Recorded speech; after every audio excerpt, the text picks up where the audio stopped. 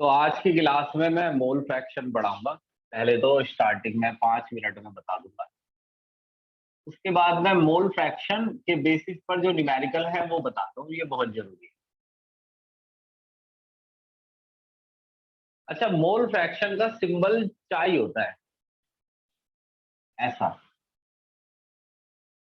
जब आपको mole fraction ना लिखना हो, थोड़ा बड़ा वर्ड होता है, तो आप चाई लिख सकते हैं। चाई को ऐसे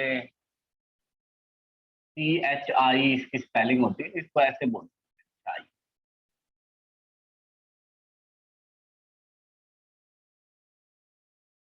अब देखिए, मोल फ्रैक्शन समझने के लिए पहले फ्रैक्शन वर्ड समझ। फ्रैक्शन वर्ड क्या होता है? मैं इसको ना सीधा सॉल्यूशन से ही समझाऊंगा, बात को ज्यादा घुमाएंगे नहीं। अच्छा, अगर एक सॉल्यूशन में, जल्दी समझ में आ जाता है ये।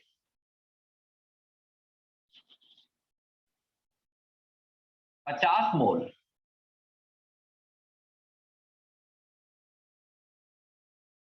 सोल्यूट हो, मान लो H2SO4, ये रहा।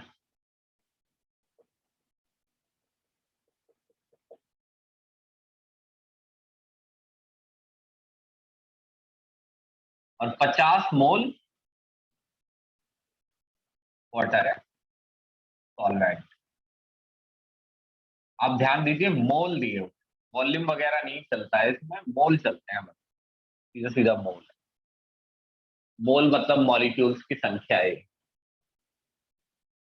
तो देखो, कोई भी बता सकता है कि टोटल मोल्स में से, टोटल मोल्स 100 है, टोटल 50 50 100। और इसको बदल भी सकते, बदल लेंगे बाद में, तो ऐसे रहना। टोटल मोल 100 है, 100 में से H2SO4 के मोल कितने हैं? आंसर है हाफ। पानी के कितने हैं? आंसर है हाफ। यहां से किसी फॉर्मूले का इस्तेमाल नहीं किया गया है, यहां से आपको बस फील कराने की कोशिश करी है कि जो आप ऐसे बोलते हैं ना शब्द, कि कोई चीज 1/2 है यानी हाफ है, मैं हाफ लूंगी। भाई ये जो खाना है ना, मैं 1/4 खाऊंगी। भाई इसमें से 3/4 पैसे मेरे हैं। ये जो वर्ड बोलते हैं ना, 1/4, 1/3, 1/6, 1/5, 3/4, 2/3, ये सभी वर्ड फ्रैक्शन ही होते हैं, जिनका आप रोज इस्तेमाल करते हैं इन वर्ड्स का। टोटल जो वैल्यू है ना, फ्रैक्शन ऑफ सोल्यूट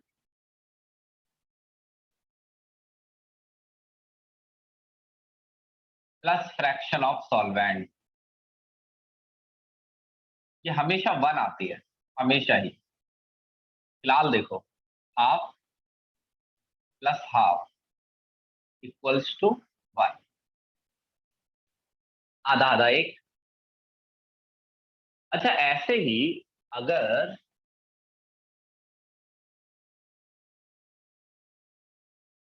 मान लो कि मेरे पास 60 मोल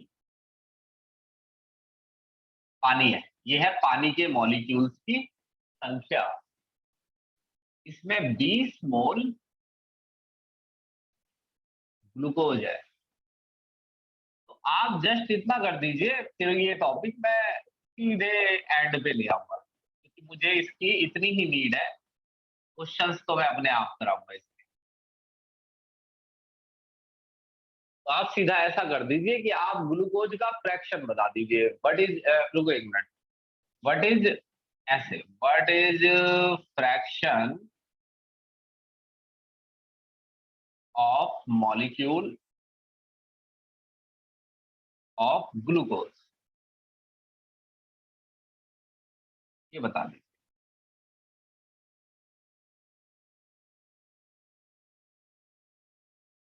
सर 1/5।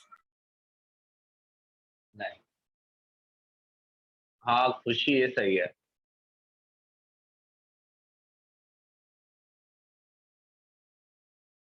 और सही है, रश्मि के थोड़ा गलत हो गया। सर 1/4।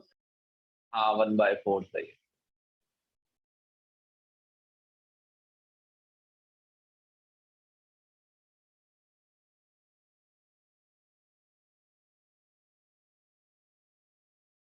फिर से निकाल दिया। कहने का मतलब आपने ना फॉर्मूले का इस्तेमाल किया, ऐसे ही निकाल दिया। लेकिन हमेशा ऐसा हो नहीं पाता है कि आदमी बिना फॉर्मूले के इस्तेमाल के ही बता दे।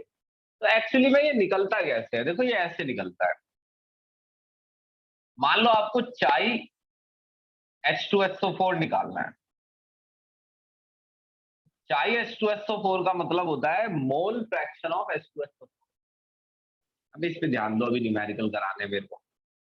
चाय H2SO4 का मतलब होता है मोल फ्रैक्शन ऑफ H2SO4। इसे निकालने के लिए आप यही लिखते हैं कि जिसका जिसका फ्रैक्शन निकाल रहे हैं उसके मोल ऊपर और टोटल मोल, जितने भी लोग हैं अंदर, अभी तो दो ही है, H2SO4 और पानी, ये टोटल मोल होता है। टोटल मोल नीचे। तो पहले वाले क्वेश्चन में H2SO4 के मोल 50 थे और टोटल भी 50 प्लस 50 100 हो गए। 50 इसके थे, 50 सबकी 50 ही थे। तो ऐसे ये 50/100 ये हो जाता है 1/2, ऐसे निकल जाता है। जस्ट इतनी आसानी से फॉर्मूला समझ में आ जाता है। अब जैसे ये है चाई C6H12O6 NC6H12O6 NC6H12O6 plus and water. अब ये इस हिसाब से ये तो थे कितने 20, नीचे लिखो 20 प्लस 60। अब मुझे पता है कि तुम्हें इन चीजों में कोई खास दिक्कत नहीं है, ये हो गया 1/4। बस इतना याद रखना कि अगर आप चाय C6H12O6 यानी mole fraction of glucose plus mole fraction of water जोड़ते हैं तो ये 1 आना चाहिए। तो अगर ग्लूकोज का फ्रैक्शन 1/4 है तो पानी का फ्रैक्शन तो वैसे ही निकल जाएगा, उसको तो फिर फॉर्मूले से भी निकालने की जरूरत नहीं। चाय वाटर आ जाएगा 1 माइनस 1/4 इक्वल टू 3/4, है ना?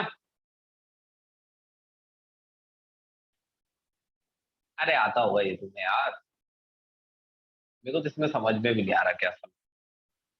अच्छा अब एक चीज देखो, अब एक चीज है जो मैं पूछ सकता हूँ, उसका तुम्हें ना बड़े सही सही वर्ड्स में जवाब देना है। उससे मुझे भी पता चलेगा कि आखिर कितनी गहराई में तुमने इसे समझा।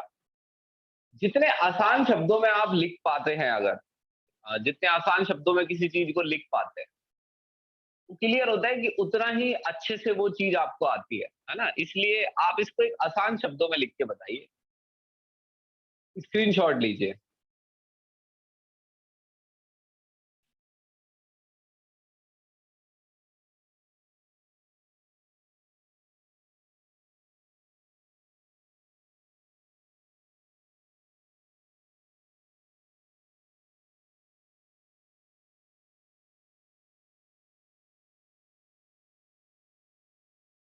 अच्छा एक चीज देखा आपने, एक चीज देखी है कि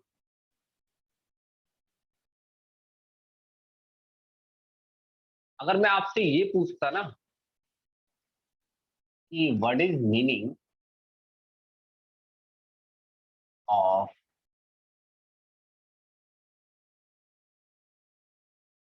25% मोल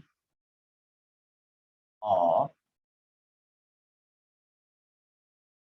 HNO, जैसे मैंने आपसे अगर कभी भी ये पूछा होता ना कि 25% मोल है HNO3 के, तो इसका क्या मतलब, तो आपका जवाब शायद ऐसे होता कि, शॉर्ट में लिखता हूँ ज्यादा जल्दी समझ आएगा, कि सर अगर 100 मोल सॉल्यूशन के हैं तो उसमें से 25 मोल HNO3 के हैं। और ये सब कुछ बड़ा अच्छा होता, मीनिंगफुल, है ना। अच्छा मैं आपसे ये पूछता हूँ, व्हाट इज मीनिंग ऑफ, इसका आपको जवाब देना है कंपल्सरी, 1/4 फ्रैक्शन ऑफ HNO3। अच्छा 1/4 फ्रैक्शन का क्या मतलब, क्या मतलब है, अगर किसी किसी ने पूछा कि भाई HNO3 का फ्रैक्शन 1/4 है, तो इसका क्या मतलब है। आप कह रहे हैं कि आपको मोल फ्रैक्शन आता है ना। अब आप उसको बहुत अच्छे शब्दों में लिख के बताइए, जल्दी।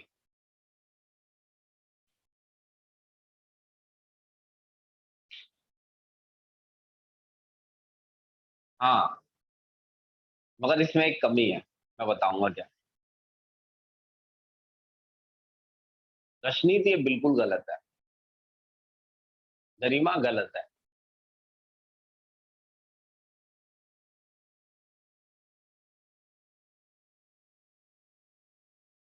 तनिष्का ये ठीक है, 90%। नहीं अर्श ये गलत है।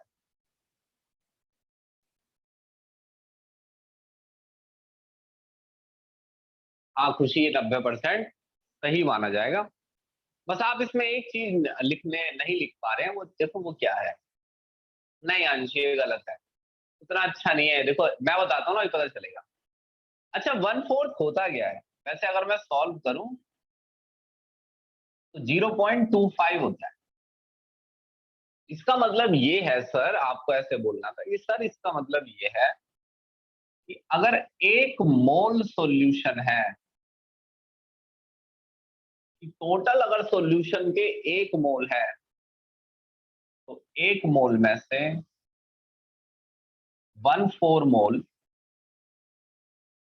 यानी 0.25 मोल HNO3 है। अब ये सही है, और ये एक्स्ट्रा लिख देता हूं मैं, 3/4 सॉल्वेंट है। ये नहीं पूछा था मैंने यही नहीं आपको बोलना था कि टोटल मोल 1 है और उसमें से 1/4 HNO। आया समझ की नहीं आया। 1 में से ही तो है ना वो 1/4।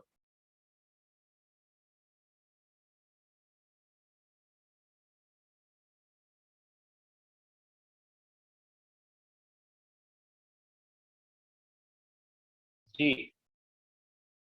चलिए स्क्रीनशॉट लीजिए। अब आज मैं सॉल्यूशन दूंगा तुम्हें पिछले असाइनमेंट का लिख के, अभी मैं उसको ऐसा लिखूंगा कि समझ में आ ही जाए।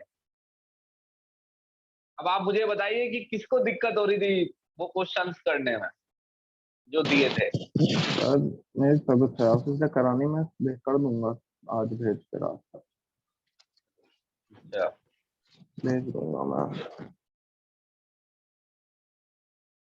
और भाई कौन है वो, अपने आप नाम बता दो जरा,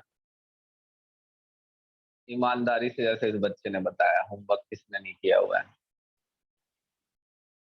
अरे गरिमा कैसे नहीं आया समझ तुम्हारे को, क्या कह रही हो मैं।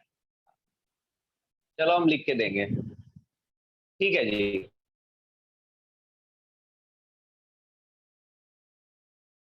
होमवर्क हमारे क्लासेस का इंटीग्रल पार्ट है। ओए, ओए,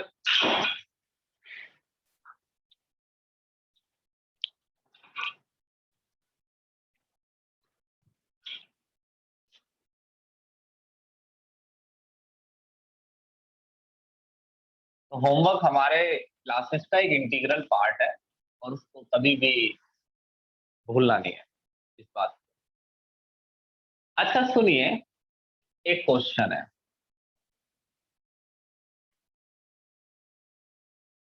अच्छा 5% सोल्यूशन है HNO3,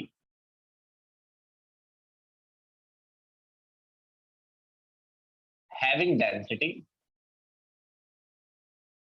भाई सारी क्लासेज रिकॉर्ड रखूंगा मैं, आप आगे देख लेना।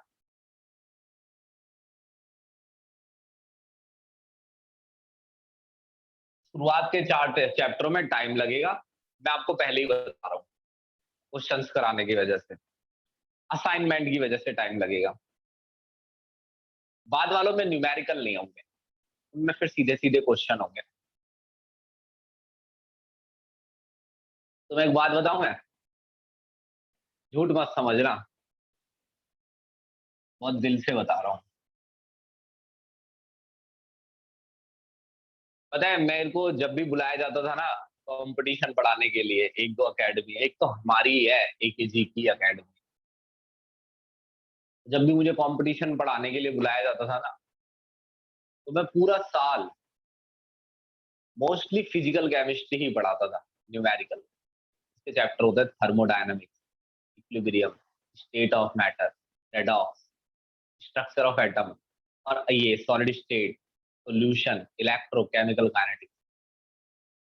फिर ये 9-10 चैप्टर में ठीक से करा देता था ना, तो सारे बच्चे खुश रहते थे, कभी कोई शिकायत नहीं करता था, कभी एक आधा कोई निकलता था, वरना सब एकेडमी में कहते थे सर जी बहुत बढ़िया पढ़ा रहे हैं, सारे क्वेश्चन कराते हैं।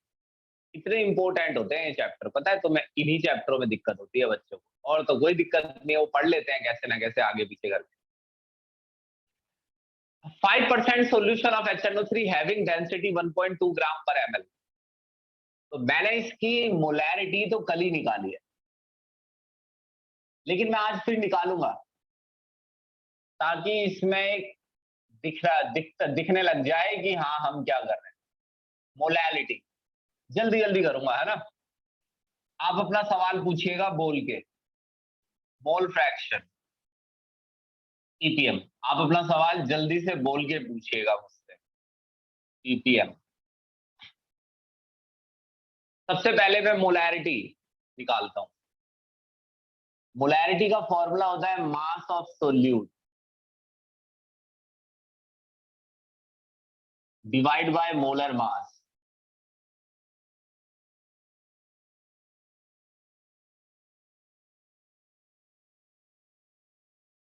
मल्टीप्लाई वॉल्यूम सॉल्यूशन का।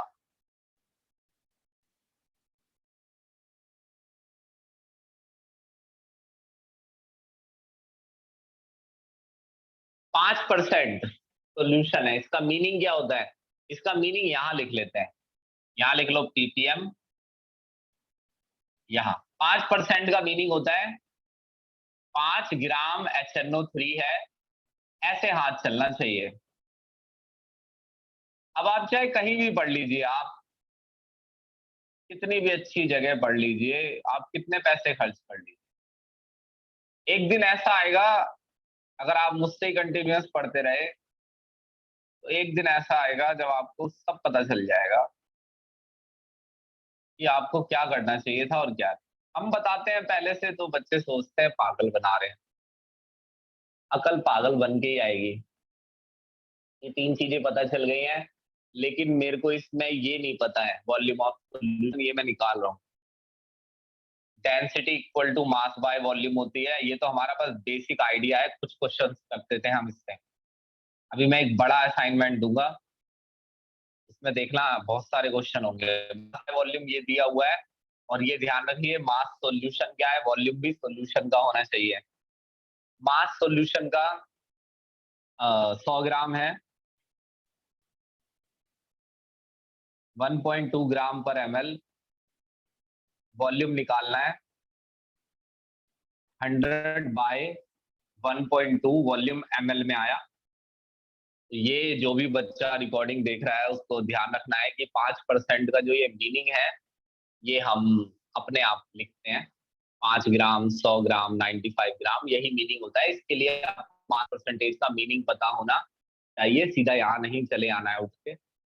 डेंसिटी मास बाय वॉल्यूम होती है, डेंसिटी दी हुई है, मास जो है वो ये रहा सॉल्यूशन का, डेंसिटी सॉल्यूशन की है तो मास भी सॉल्यूशन का ही डाला है। वॉल्यूम निकाल लिया, वॉल्यूम ml में है। अब मास यहाँ सोल्यूट का कितना डालूंगा मैं, 5 ग्राम। वहां देखिए मोलर मास 63 होता है, मेरे को सबके याद होते हैं, आप निकाल लिया कीजिए। ये ऐसे निकलता है H plus N plus O multiply 3। Volume solution का 100 बाय 1.2 ml है, लीटर लगा लीजिए, ml में नहीं चलेगा यहाँ। लीटर लगाओगे तो ऊपर 1000 आएगा। यहाँ से आपको ये भी समझ में आ जाना चाहिए 1000 क्यों आता है। आप इसे अब जस्ट सॉल्व कीजिए, कोई आंसर आएगा जैसे x तो उसके पीछे कैपिटल M लगा देना। मोलैलिटी फाइंड कर रहा हूं मैं, बहुत ही कम टाइम लगेगा। अब मैं इसका फॉर्मूला भी नहीं लिखूंगा मोलैलिटी का। मोलैलिटी होता है सेम यही फॉर्मूला है, mass of solute divide by molar mass. Volume की जगह मास ऑफ सॉल्वेंट होता है। तो अगर आप बिना फॉर्मूले याद किए यहाँ चले आए हैं कुछ बनने, तो आप ऐसा नहीं है कि आप कहीं से भी कुछ भी पढ़ लेंगे। 63 ग्राम पर मोल। मास सॉल्वेंट का 95 ग्राम है। ग्राम की जगह केजी लगाया, 1000 से मल्टीप्लाई किया। जो भी आंसर आता है, सपोज आपका आंसर आता है y, y के पीछे स्मॉल m जरूर लगाना है। अब ये देखिए कितना आसान है।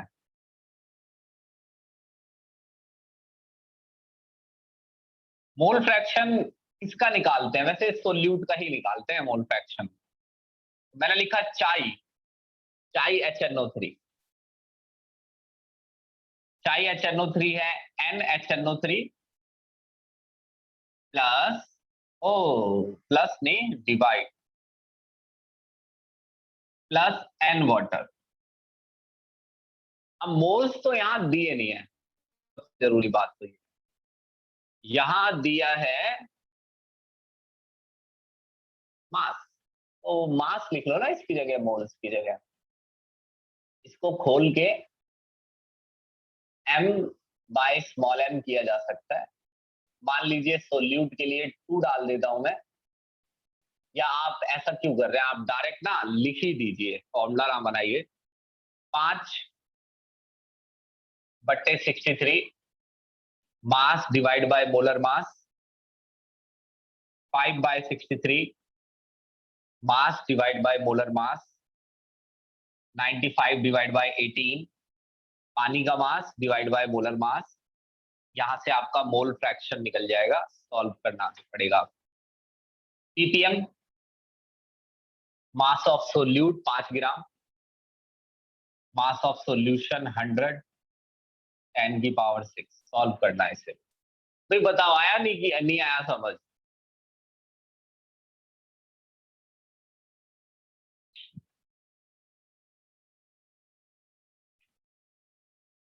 यार पता है ये टूट गया इसका शीशा, तो दुख हो रहा है। इस बार सब 100 रुपए एक्स्ट्रा दो फीस। ये टूट गया इसका ही, क्योंकि ये खर्चा हो गया ना, ये इसके ऊपर का शीशा ये डलेगा ना 100 रुपए में।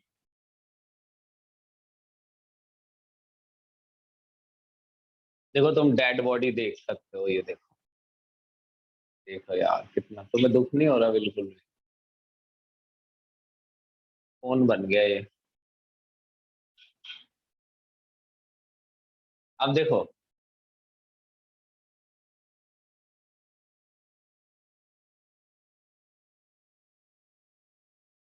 अरे ठीक है ना, मिटा दूंगा मैं। स्क्रीनशॉट नहीं लिया होगा? अब बताना मत किसी को है कि स्क्रीनशॉट नहीं लिया है, चुपचाप बैठ जाना।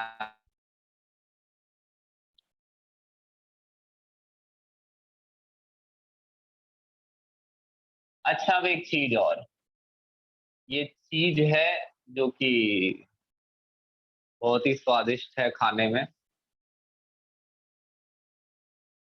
ये वही चीज है जिसके पीछे बचपन में लड़ाई हुई है। अच्छा ये देखो, 2 molar solution of C6H12O6 having density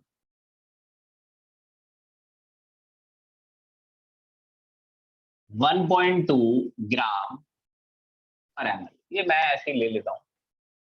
देखो तुम्हें पता है, एक चीज बताऊं तुम्हें, मेरा यूट्यूब पर एक वीडियो है इसी को लेके, वो 2.5 घंटे की है। उसमें ना सब कुछ है, मास परसेंटेज से मोलैरिटी, मोलैरिटी से सब कुछ, मोल फ्रैक्शन से सब कुछ, जितने टाइप के इसके क्वेश्चन होते हैं उसमें ना फॉर्मूले भी लिखे हुए हैं। डायरेक्ट करने का तरीका, जैसे कि डेंसिटी वेंसिटी ना खोलनी पड़े, डायरेक्ट कर दें। फिर तीसरी चीज, उस क्वेश्चन में इस चैप्टर के जितने न्यूमेरिकल बीच में है, जितने पीछे हैं, सारे टोटल मैंने सॉल्व कर रखे हैं, लिख लिख के सॉल्व करवाए हुए हैं। उसमें एक जगह वीडियो में क्या हो रहा है कि मैं आंसर भूल गया हूँ, आंसर मतलब याद कर लेता था मैं आंसर, ताकि कैलकुलेट ना करना पड़े, लिख देता था डायरेक्ट, वो भूल गया तो मैं उसे नीचे ऐसे देख रहा हूँ तो वो दिख रहा है उसमें, है ना। तो उसमें मैं नकल नहीं मार रहा हूँ, वो मैं आंसर देख रहा हूँ कि फाइनल आंसर क्या आएगा। अब देखिए, इससे मोलैरिटी दे रखी है, निकालनी है मोलैरिटी,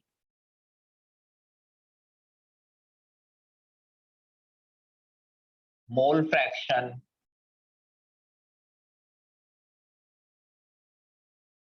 ppm, मास परसेंट। कल मैं नॉर्मेलिटी भी बढ़ा दूंगा जी। कल मैं स्टार्ट कर रहा हूँ नीट का बैच, फिजिकल केमिस्ट्री सबसे पहले पकड़ूंगा मैं, न्यूमेरिकल वाली। देखना तुम उसकी रिकॉर्डिंग क्या क्या करता हूँ उसमें। अब देखो, 2 मोलर, 2 मोलर का मतलब होता है 2 मोल सोल्यूट के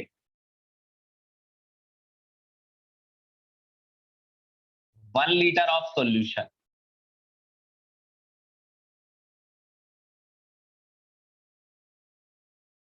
very nice.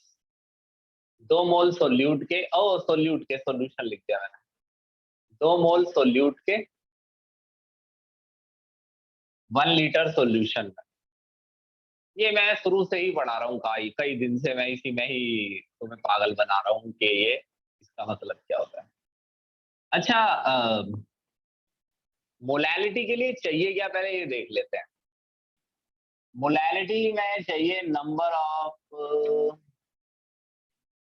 Moles of solute divide by volume of solution, ओ नहीं, mass of solvent, mass of solvent in kg. इसका एक दूसरे तरीके से भी लिखा जाता है फॉर्मूला, उसमें हम नंबर ऑफ मोल को खोल देते हैं इसको, लेकिन आज हम इसे नहीं खोलेंगे क्योंकि मेरे को पहले से ही पता है, आपको तो नहीं पता है, लेकिन मेरे को पहले से ही पता है कि इसको खोलने की फिलहाल नीड नहीं है। अच्छा, 2 मोल सोल्यूट दे रखा है तो सोल्यूट तो वैसे ही डाल दो, 2 मोल। अब बस ये रह गया है मास ऑफ सॉल्वेंट।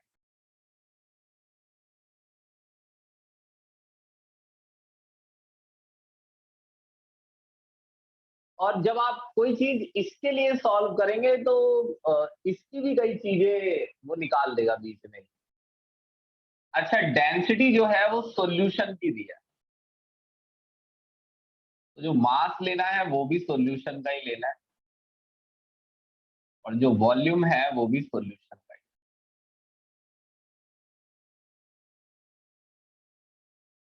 ठीक है जी। तो अगर कोई चीज समझ ना आए तो बोलने में संकोच ना करें, बताते रहें। 1.2 ग्राम पर है मास सॉल्यूशन का जो होता है ना, उसमें सोल्यूट का मास भी होता है। अरे मुझे ऐसे लाइनें लिख लिख के मत दे देना यार, पेपर असाइनमेंट में ऐसे लाइनें बना के मत कर देना। एक क्वेश्चन को एक ही बार करना, अभी ऐसे लाइनें बना के चारों कर दो। Mass of solute, mass of solution, mass of solvent, तो सोल्यूशन का मास कितना होता है, वॉल्यूम ऑफ सोल्यूशन।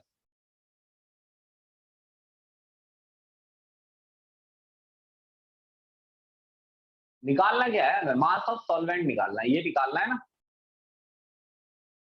अच्छा, तो मास ऑफ सोल्यूट ऐसे निकल जाता है 1.2 ग्राम पर ml। सोल्यूट के मोल दे रखे हैं 2 मोल, और ये जो सोल्यूट है ये ग्लूकोज है, तो सोल्यूट के मोल की अगर मोलर मास से मल्टीप्लाई कर दूं, जो कि पिछली क्लास में ही किया है मैंने ऐसे समझा के, कि अगर किसी के नंबर ऑफ मोल दे रखे हैं तो number of mole mass by molar mass होता है। नंबर ऑफ मोल से अगर मोलर मास मल्टीप्लाई कर दोगे तो मास निकल जाता है। तो ये नंबर ऑफ मोल से मोलर मास की मल्टीप्लाई कर दी, मास सॉल्वेंट का निकल जाएगा।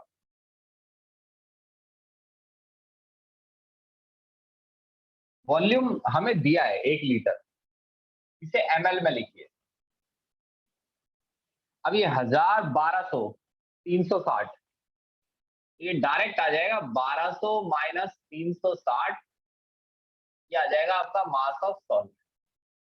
अब 360 तो समझ नहीं आ रहा, 800 समझ में आ रहा है। 1200 में से 400 माइनस कर दो 800, उसमें 40 बढ़ा दो, 840 ग्राम। जो मास ऑफ सॉल्वेंट है वो 840 हो गया। ये वाला जरूर याद रखना है, इसके पीछे 2 क्वेश्चन है। अब 2 मोल डिवाइड बाय 840 ग्राम, ग्राम में चलेगा नहीं, केजी, ऊपर मल्टीप्लाई करो 1000। अब जो भी आंसर आए वो मोलैलिटी ही होगा। अच्छा, मोल फ्रैक्शन में क्या करना होता? NH6H12O6, तो मोल फ्रैक्शन ग्लूकोज का ही पूछेगा, सोल्यूट का ही पूछता है। NC6H12O6 plus N water.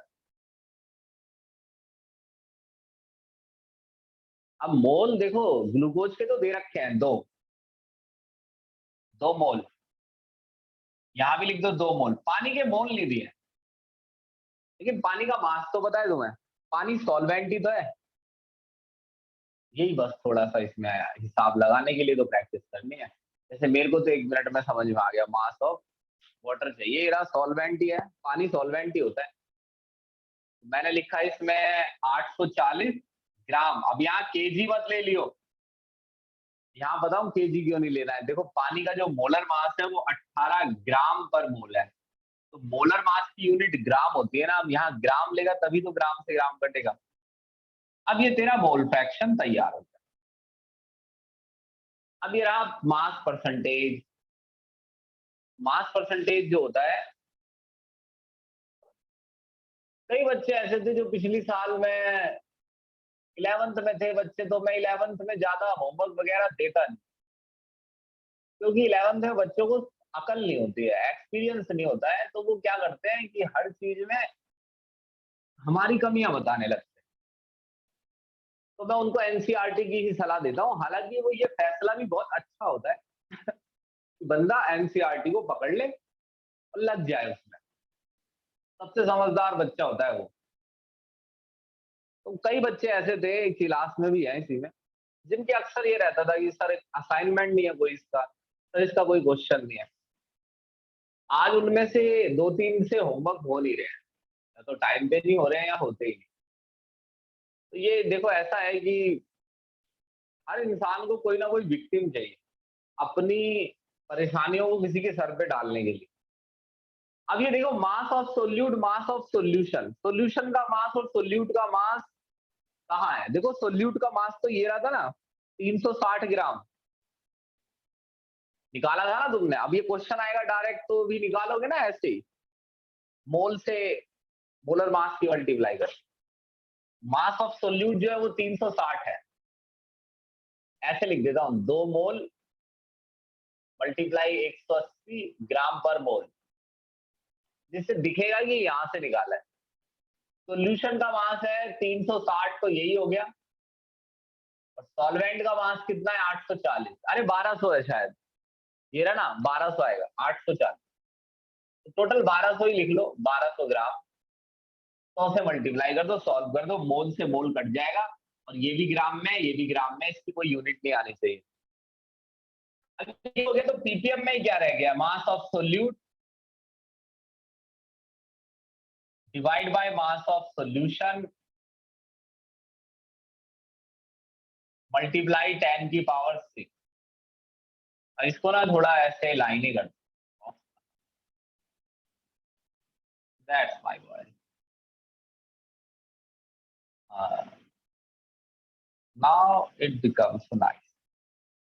Solute का मास हो गया 360, सोल्यूशन का 1200, 10⁻6। वहां 100 आता है 10⁻। बताइए भाई, आ गया समझ सबको? सब बताओ भाई, बहुत देर से नहीं बताया किसी ने। आ गया ये कैसे करना है?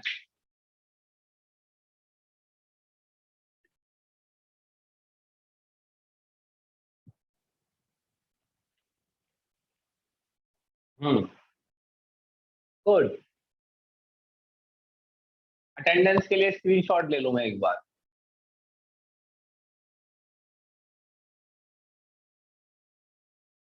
क्यों चलती है पवन।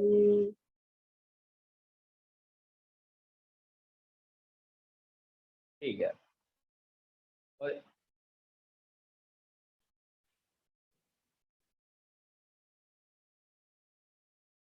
रफ कर दो इसे, रफ कर रहा हूँ इसे, स्क्रीनशॉट ले लो।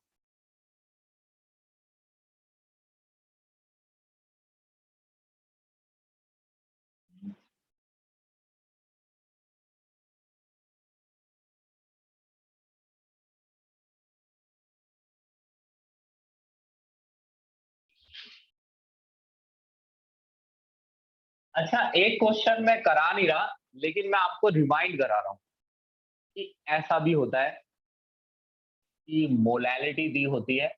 अब पहले मोलैरिटी दी थी, इसमें मोलैलिटी दी होती है, और मोलैलिटी से ही सारी चीजें पूछ लेते हैं वो, मास परसेंटेज, मोलैरिटी,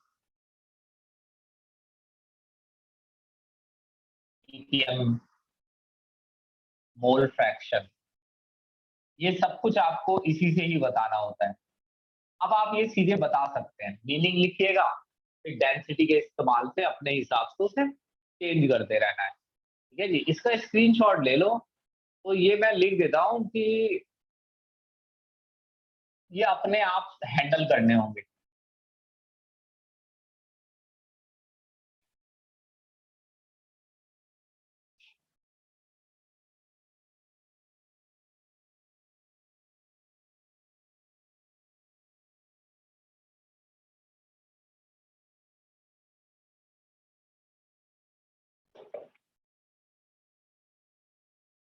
अच्छा, अब ये देखो।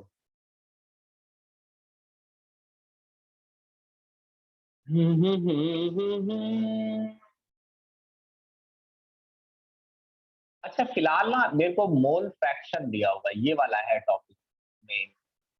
मेरे को दिया होगा मोल फ्रैक्शन, और मोल फ्रैक्शन से पूछेगा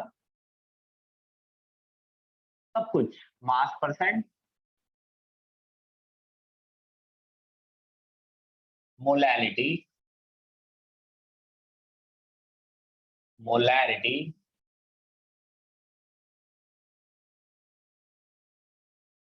एंड ppm। अब की बार आपको ये सब कुछ मोल फ्रैक्शन से निकालना। ये वाला टॉपिक आपसे हैंडल नहीं होगा अगर आपको मैंने नहीं समझाया तो आप उसके लिए आपको तैयार कर लीजिए। अगर इधर उधर देख रहे हो या सो रहे हो तो उठ जाओ, उठ जा भाई, जतिन उठ जा भाई, सो मत। अब सुनो, 0.04,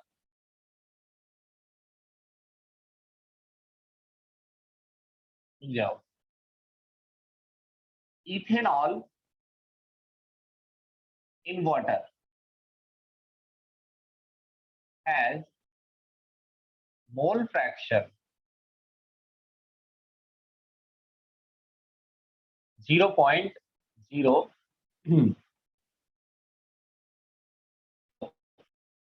ये चीज दे रखी है, ethanol in water has mole fraction, बस इतना ही, और कुछ नहीं, और कुछ भी नहीं है, सब कुछ निकालना है। बस 0.04 के अलावा कुछ नहीं दिया है। अब ये कैसे होगा, पहले तो ये सब मिटाना पड़ेगा, एक बारी में एक ही होगा सॉल्व। ये तो ये तीनों हटा रहा हूं, पहले इसे करता हूं। अच्छा, तुमको इसमें एक बात हमेशा याद रखनी है, इसमें एक चीज देखो कि आपका जो ये है सोल्यूट, वो बहुत ही कम है, क्योंकि सोल्यूट का फ्रैक्शन देखिए, ये पता है फ्रैक्शन ये कब आएगा,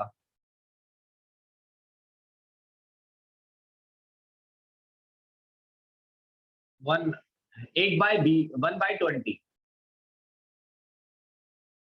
नहीं,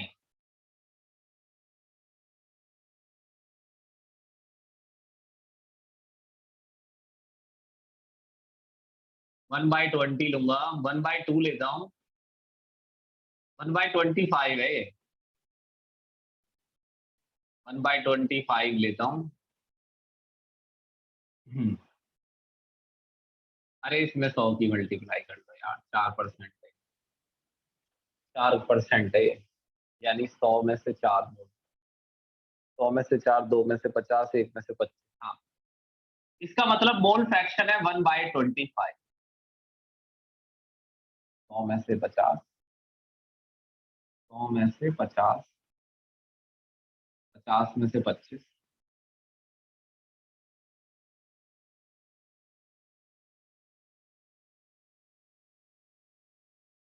100 में से 4, 1 में से 25, ऐसे नहीं लगा सकता हिसाब, हाँ ठीक है, 100 में से 50, 1 में से 25, तो ये जो मोल फ्रैक्शन है इथेनॉल का, ये बहुत कम आएगा। अरे मतलब ऐसे हिसाब नहीं लगाना है तुम्हें, मैं तो दिखा रहा हूं कि इसको सॉल्व करके ये आएगा,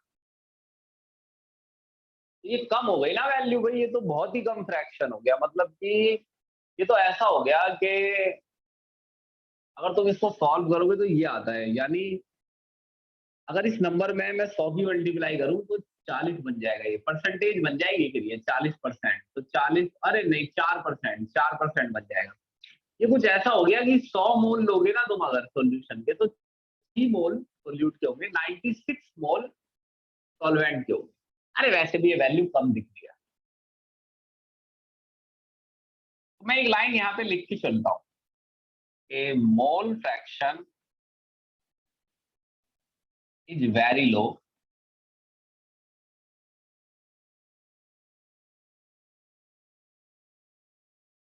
it means solute is negligible compared to solvent। Solute बहुत कम है, डाइल्यूट सॉल्यूशन है, कई जगह टीचर लिखते हैं डाइल्यूट सॉल्यूशन है सीधा। अच्छा अगर मैं ये मान लो लेटेक्स डीजी मास परसेंट, एक्स होगा मास परसेंट, मान लो एक्स है मास परसेंट, यानी it means solution is x percent, इसका मतलब सॉल्यूशन एक्स परसेंट है। एक्स परसेंट सॉल्यूशन क्या होता है, एक्स ग्राम ऑफ सोल्यूट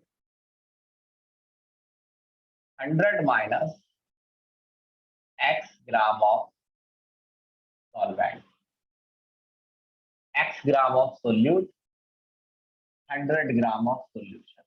पहले आपको इतना बताना है, एक्स का मीनिंग सही लिखा है, घर जाके नहीं बोलना है कि ऐसा हो गया सर, अभी बताइए। एक्स का मीनिंग ऐसे लिख सकता हूं ना मैं, इसमें मैं कोई दिक्कत तो नहीं कर रहा हूँ मैथमेटिक्स की कि भाई ये नहीं हो सकता, ऐसे कैसे मान लिया, ऐसा कुछ है तो नहीं मन में आपके, मतलब खोट तो नहीं है तुम्हारे मन में?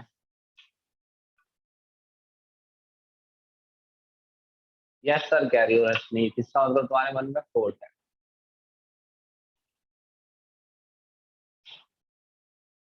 ठीक, 100 माइनस एक्स, तो अच्छा अब ये देखिए कि मैं निकाल रहा हूं मास परसेंटेज, लेकिन फॉर्मूला किसका यूज करूंगा? मोल फ्रैक्शन का।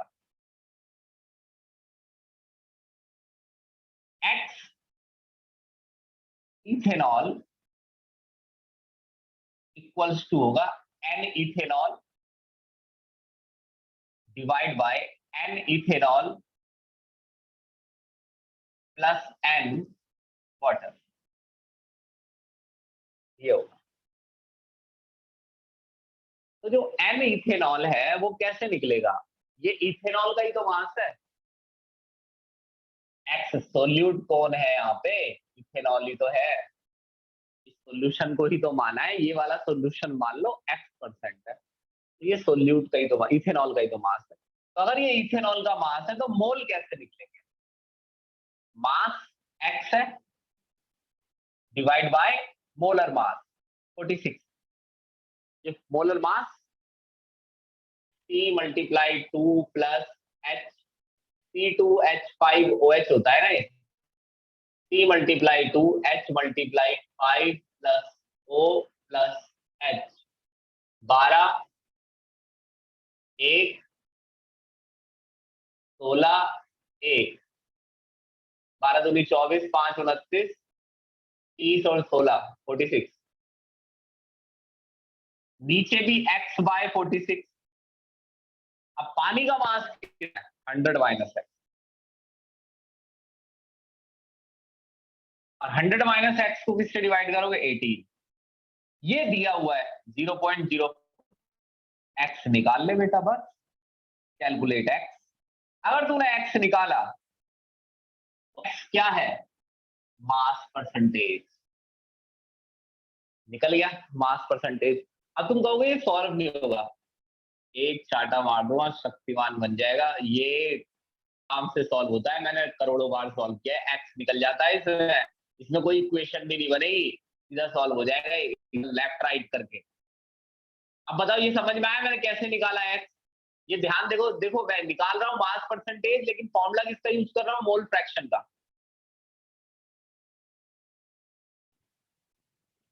भाई सब बच्चे बता दो, जल्दी बता दो, नहीं तो समझ लो पहले 2-4 मिनट।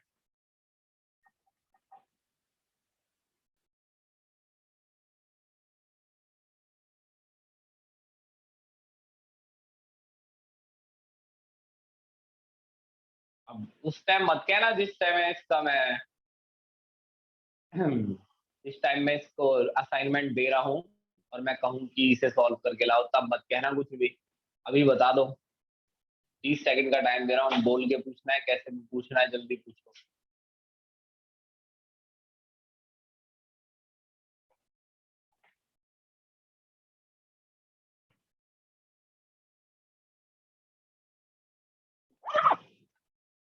नहीं है कोई दिक्कत? ठीक है, अगला बता रहा हूँ। अब ऐसे ही स्क्रीनशॉट दो। अब ऐसे ही मैं मोलैरिटी निकालूंगा।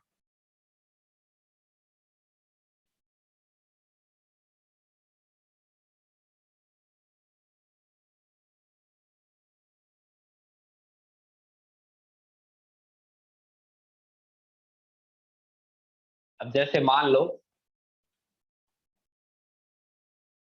तुम्हें मोलैलिटी निकालनी है, पहले मोलैलिटी निकालो, आसान पड़ेगी। Molality,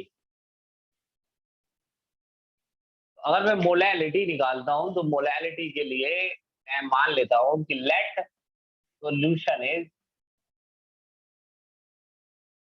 x molar. मान लिया मैंने। अगर सॉल्यूशन एक्स मोलर है, इसका मतलब एक्स मोल, एक्स थोड़ा ऐसे लिख लो ये वाला, इसका मतलब एक्स मोल, एक्स मोलर का मतलब होता है x mole of C2H5OH, sir यानी स्मॉल एम आएगा ना? हाँ स्मॉल एम आएगा। एक्स मोलल, मोलल है molar. Let solution is x molal. X molal का मतलब है x mole of C2H5OH, 1 kg of solvent. Mole पर केजी होता है ये, मोल पर kg, mole kg, kg solvent का, मोल इसके।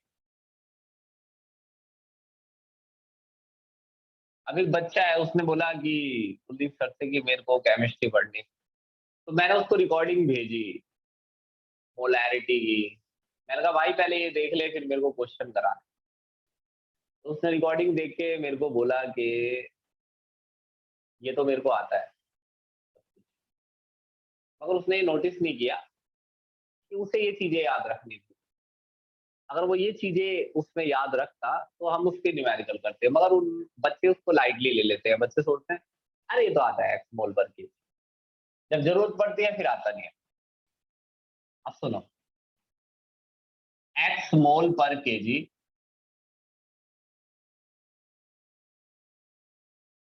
अब ये है चाय C2H5OH, इसमें N C2H5OH।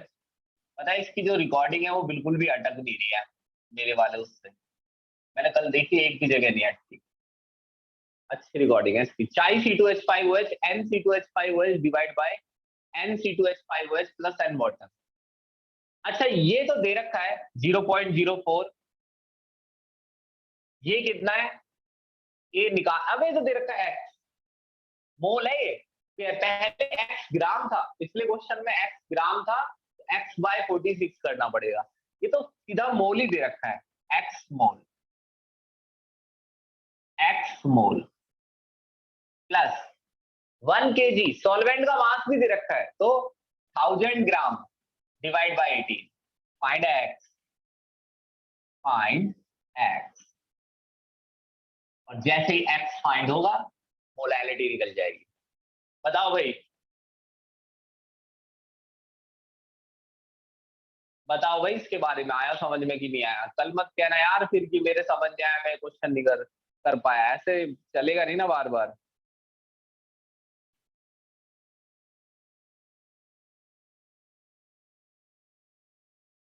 ठीक, ठीक है जी। अब मैं इसका तीसरा क्वेश्चन करूंगा जो कि टफ है, मोलैरिटी।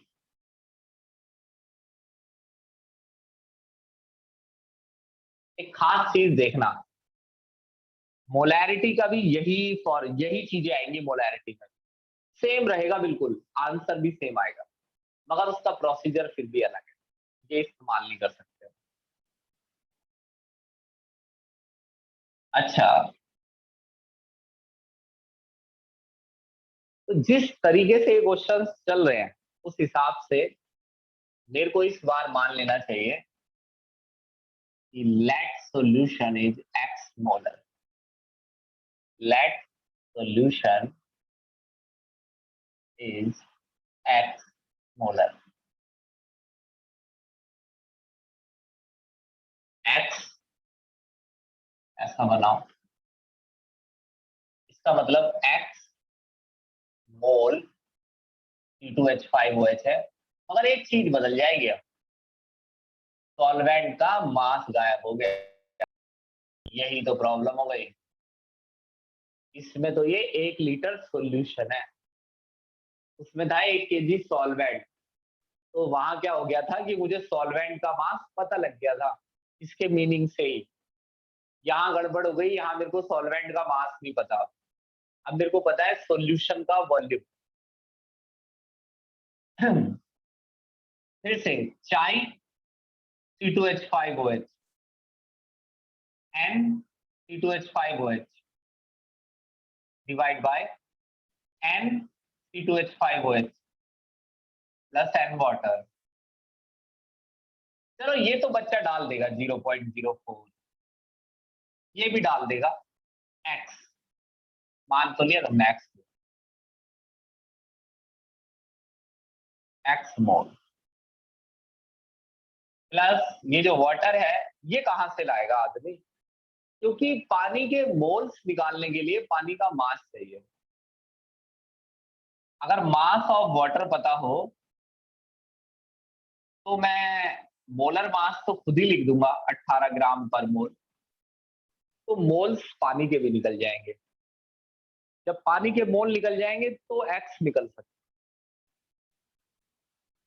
हैं। फिलहाल तो ये दो चीजें निकालने को हो रही है, x और मास ऑफ वाटर। एक ही चीज तो निकल सकती है, या तो x निकल जाए या मास ऑफ वाटर। अच्छा, solution mole fraction is very low, mole fraction बहुत कम है, जिसका मतलब है कि सोल्यूट भी बहुत कम है। यानी जो आपका 1000 ml सॉल्यूशन है ना, 1 लीटर, जो आपका 1000 ml सॉल्यूशन है, एक्चुअली में वो 1000 ml सॉल्वेंट ही है। बोल कैसे? सोल्यूट 9 के बराबर है, इसके 9 के, सोल्यूट 9 के बराबर है, ना के बराबर है। अभी तुमने बोला ना, तो यानी 1000 ml सॉल्यूशन में सोल्यूट तो बहुत कम है, तो मान लिया 1000 ml सॉल्वेंट है। तो ये पार्ट आपको याद रखना है कि जब भी मोल फ्रैक्शन से मोलैरिटी निकलती है तो ये करना हो, ये बोल के कि सोल्यूट जी बहुत कम है।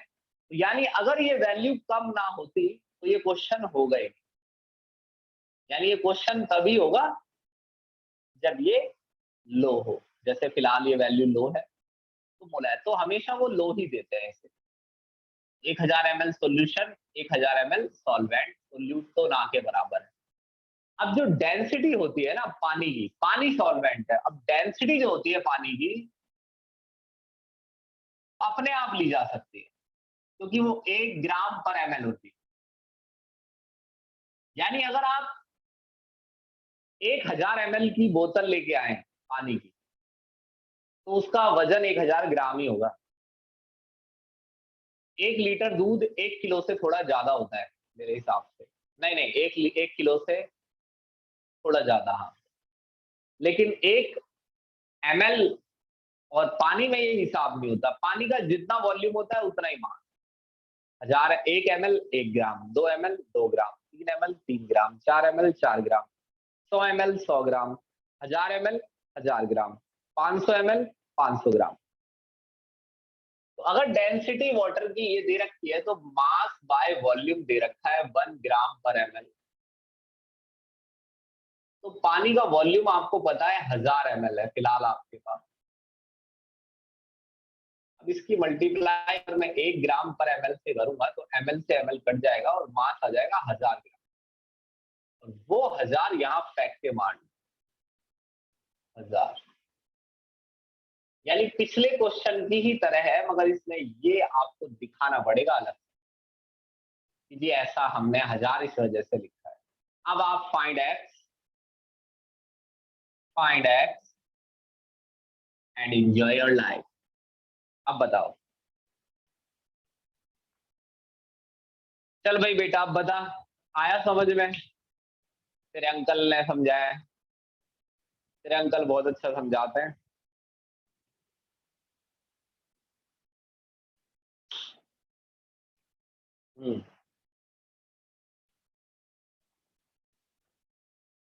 ठीक है, तो इसके बेसिस पर आपको न्यूमेरिकल अब मिलेंगे अगली क्लास में। अब मैं आपको एक टाइप का क्वेश्चन बता दूं, है ना, एक और है, एक टाइप, चलिए वो बताता हूं।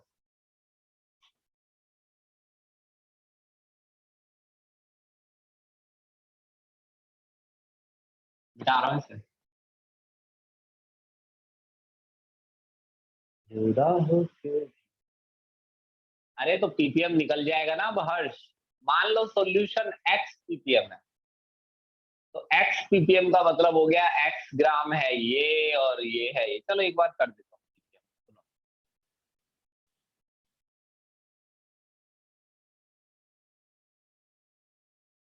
आ जाता है पीपीएम देख।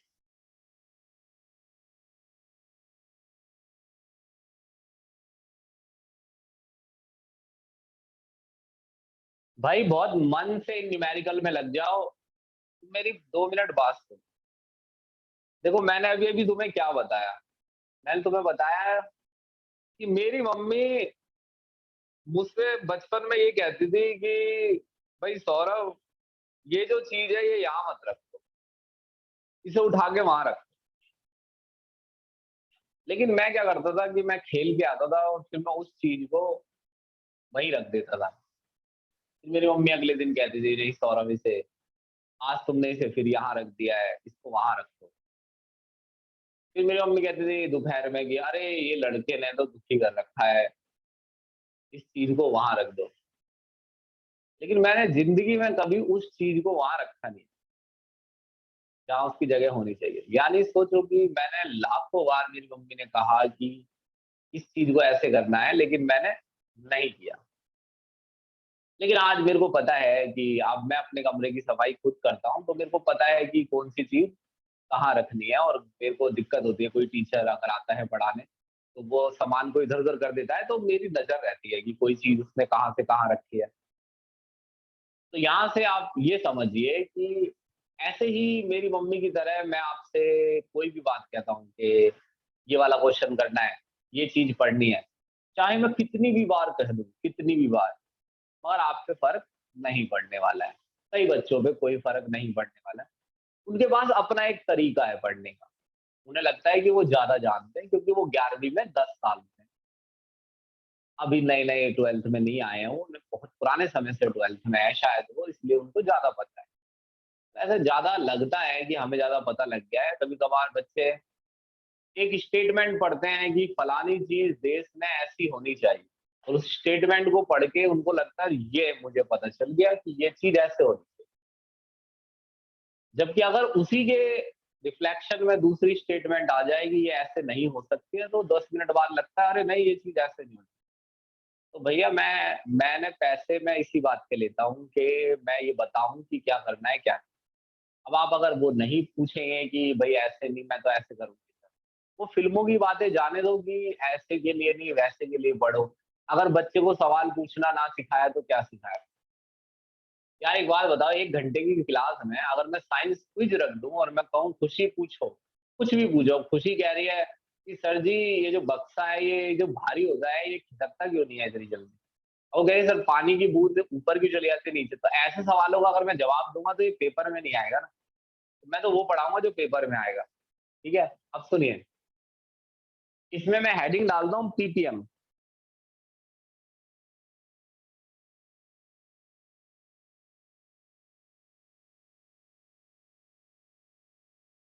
पीपीएम में मैंने मान लिया सॉल्यूशन जो है एक्स पीपीएम। एक्स पीपीएम का मतलब है कि एक्स ग्राम आपका C2H5OH है, और 100 क्या 10 लाख, 1 2 3 4 5 6, 10 लाख ग्राम आपका सॉल्यूशन। अच्छा, मैं C2H5OH इसी फॉर्मूले से करने हैं।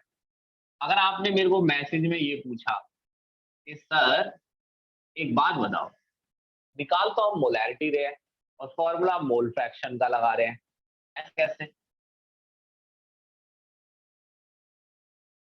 बहुत ही मारूंगा, सही बता रहा हूँ। सच में ऐसा किसी को नहीं मारा होगा मैंने आज तक। अगर ऐसे NC2H5OH की जगह लिख दो mass divide by molar mass, mass divide by molar mass. Molar mass 46 होता है। पानी का मास नहीं दिया है, लेकिन मैं आपको एक चीज बताऊं, इसमें से इसे माइनस यहाँ पे करने भी की, नेग्लिजिबल वाला ही लग जाएगा ना। हाँ, 10 लाख ग्राम सॉल्यूशन में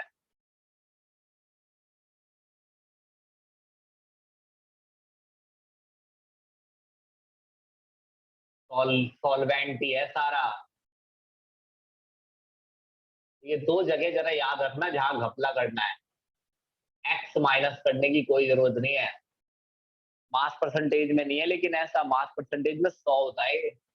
100 में थोड़ी भी क्वांटिटी होती है तो वो दिखने लगती है, उसमें इसी में ही करना है ऐसा। माल फ्रैक्शन में और मास फ्रैक्शन में बचना जरा इससे, क्योंकि जरूरी नहीं है कि हमेशा ये कम दिया जाए। ये जब कम दिया जाए तो आप ऐसा करिए। लेकिन मैं आपको ये बता दूं कि पीपीएम में आप हमेशा ऐसा कर सकते हैं कि आप सॉल्यूशन का ही मास सॉल्वेंट का ले सकते हैं, क्योंकि सॉल्यूशन इसमें बहुत ज्यादा होता है। अब इसमें अगर मान लो 10 ग्राम सोल्यूट है तो फिर क्या है, उससे कैलकुलेशन बढ़ेगी, क्या सॉल्व नहीं होगा? 10 लाख माइनस एक्स से होगा, हो जाएगा जी सॉल्व। लेकिन आप ऐसे की जगह से 10 लाख ही ले लीजिए। अब आप सोचेंगे कि इतनी चीजें याद रखनी है, ऐसा नहीं है, इतनी चीजें नहीं है। आप वो चीजें इतनी जब तक लगेंगी जब तक आप याद नहीं करेंगे वो इतनी लगेंगी, लेकिन ये इतनी है नहीं एक्चुअली। तो फाइंड एक्स। चलो जी स्क्रीनशॉट लो इसका।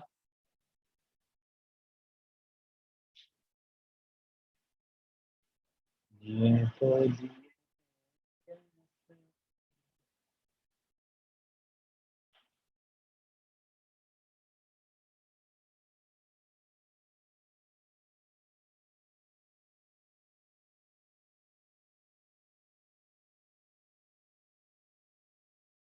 अच्छा, एक क्वेश्चन बता रहा हूँ।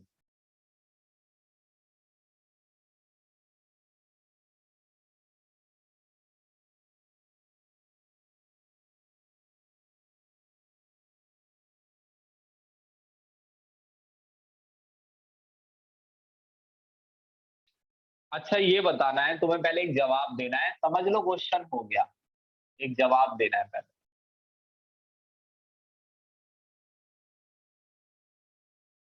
अच्छा ये बताओ, अच्छा मोलैरिटी इक्वल टू होता है N/V, number of mole of solute divide by volume of solution. ये वाला एक चीज देखो, इसके इस टाइप के बहुत क्वेश्चन आते हैं पेपर में, आते ही हैं हमारे वाले में, कंपटीशन में भी बहुत आते हैं। अब देखिए,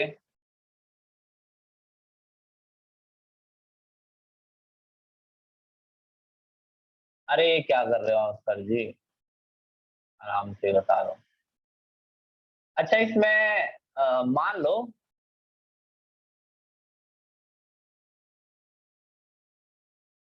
इस समय मोलैरिटी M1 है और वॉल्यूम V1। अंदर मैंने लिया है मोल सोल्यूट के, और अंदर पानी है, पानी भी है। गैस करना है, कोई वैल्यू नहीं लिख रहा हूं मैं। अच्छा एक बात बताओ, अगर मैं इसमें पानी ऐड कर दूं, ऐड वाटर, यानी मैं इसका डाइल्यूशन कर रहा हूं, कभी भी वो आपको ये ऐड करता हुआ नजर नहीं आएगा। सॉल्यूशन का वॉल्यूम बढ़ता हुआ नजर आएगा, सोल्यूट नहीं डाला जाएगा, तो पानी ज्यादा हो गया। लेकिन आप एक बात बताइए, पानी तो ज्यादा हो गया, लेकिन आपको नहीं लगता कि सोल्यूट के मोल में कोई चेंज नहीं आया? सोल्यूट के मोल में कोई चेंज नहीं आया, क्योंकि उसने सिर्फ क्या ऐड किया है? पानी। सोल्यूट के मोल जो है वो उतने ही है, लेकिन पानी ऐड करने से वॉल्यूम जो है वो चेंज हो, V1 से V2 हो गया, तो मोलैरिटी भी चेंज हो जाएगी। लेकिन आप देख रहे हैं N चेंज नहीं हुआ है। सवाल है कि V क्यों चेंज हुआ? क्योंकि पानी ऐड किया है। पानी ऐड करने से सॉल्यूशन का वॉल्यूम बढ़ेगा, सॉल्वेंट बढ़ेगा तो सॉल्यूशन का वॉल्यूम बढ़ जाएगा। अब वॉल्यूम बदलने से M1 बदल जाएगा, M1 M2 हो जाएगा। मगर एक चीज है कि जो M1 मल्टीप्लाई V1 है वो N सोल्यूट के बराबर है, और जो M2 मल्टीप्लाई V2 है वो भी n सोल्यूट के बराबर, यानी ये दोनों आपस में बराबर है। M1 multiply V1 equal to M2 multiply, यानी अगर किसी सॉल्यूशन की मोलैरिटी 20 मोलर थी और उसका वॉल्यूम 50 ml था, अगर वॉल्यूम बढ़ा के 100 ml कर दिया जाए तो नई मोलैरिटी यहां से निकाली जा सकती है। आया समझ कि नहीं आया? इसके बेसिस पर क्वेश्चन आएगा अभी।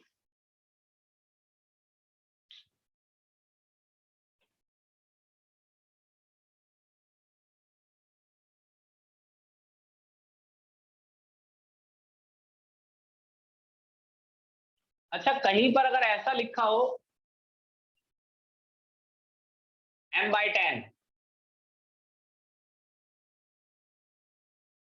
M/2 M/30, क्या मतलब है इसका पता है? M/10 का मतलब होता है 1/10 मोलर, M/2 का मतलब होता है 1/2 मोलर, M/30 का मतलब होता है 1/30 मोलर। समझ गए ना? देखो ये कैसे लिखा है इस बदतमीज में, और ये तुम्हारे सर में है। अच्छा लग रहा है?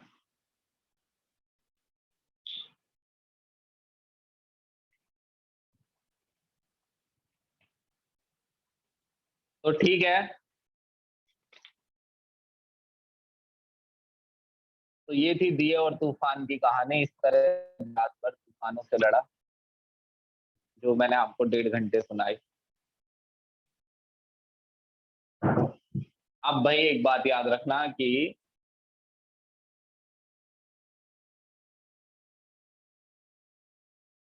1 मिनट रुक जाओ।